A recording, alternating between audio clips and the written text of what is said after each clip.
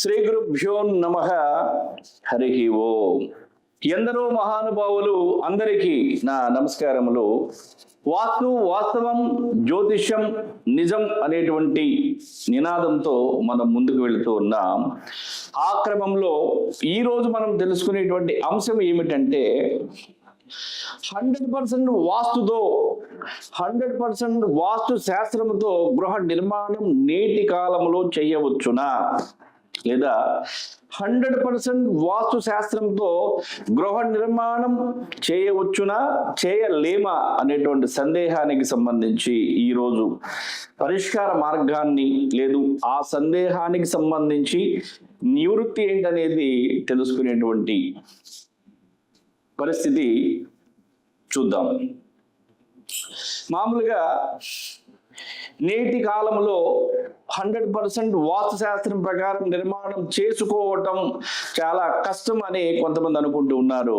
కొంతమంది శాస్త్రాన్ని పాటించి నిర్మాణం చేస్తే మనకి 100% వాస్తు దోషం లేకుండా 100% వాస్తుతో నిర్మాణాలు ఉంటాయని కొంతమంది అనుకుంటుంటారు.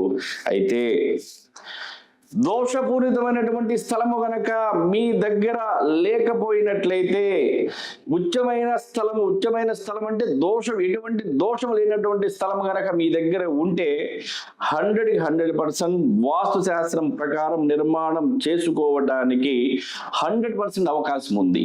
అంటే ఖచ్చితంగా శాస్త్రం ప్రకారం గృహ నిర్మాణం చేసుకోవచ్చును. ఎలా అనగా, మీకున్నటువంటి స్థలము గనక ఎటువంటి దోషము లేనిదైనట్లయితే, ఈ అంశాలను గనక మీరు దృష్టిలో పెట్టుకొని నిర్మాణం గనక చేసుకుంటే 100% వాస్తు ప్రకారం నిర్మాణం జరిగినట్లే. ఆ అంశాలు ఏమిటనేటువంటిది మనం ఇక్కడ చూద్దాము.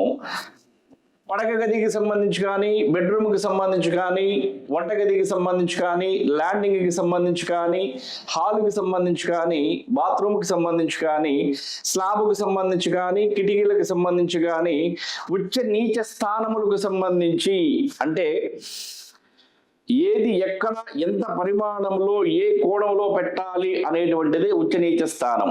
మరలా పిశాచ భాగమును వదిలిపెట్టుట, అన్ని దిక్కులకు సంబంధించి ఖాళీ స్థలం, దక్షిణం కన్నా ఉత్తరం ఖాళీ స్థలం వదలటం, పడమర కన్నా తూర్పు ఖాళీ స్థలం వదలటం, ప్రహరీ నిర్మాణానికి సంబంధించి, మరలా ప్రహరీ గేటు నిర్మాణానికి సంబంధించి, మరలా పునాది ఫౌండేషన్కి సంబంధించి, పూజా రూములకు సంబంధించి, భూమికి సంబంధించి ఎత్తు పల్లములు మనం గనక పాటించినట్లయితే, ముఖ్యంగా ఈ అంశాలను దృష్టిలో పెట్టుకొని వీటిని గనక పర్ఫెక్ట్గా ఆ స్థలం పైన గనక మనం అప్లై చేసినట్లయితే, ప్రధానమైనటువంటిది ఆయం. నిర్మాణాలకు సంబంధించి ఆయము కూడా మనం మెజర్మెంట్ కూడా పెట్టి నిర్మాణం చేసినట్లయితే 100% వాస్తు శాస్త్రం ప్రకారం గృహ నిర్మాణం జరిగినట్లే. కాబట్టి 100% వాస్తు శాస్త్రం ప్రకారం గృహ నిర్మాణం చేయలేము అని సంకోచానికి మీరు రావాల్సిన పని కూడా లేదు. శాస్త్రాన్ని పాటిస్తే 100% వాస్తు శాస్త్రం ప్రకారం గృహ నిర్మాణం జరిగినట్లే. సో మీకు దానికి సంబంధించి కనుక ఏదైనా సందేహాలు కనుక ఉంటే కింద కనిపిస్తున్నటువంటి వాట్సాప్ నెంబర్కి వాట్సాప్ చేయండి. దయచేసి కాల్స్ చేయవద్దు. సర్వే జన సుఖినో భవంతు. నమస్కారం.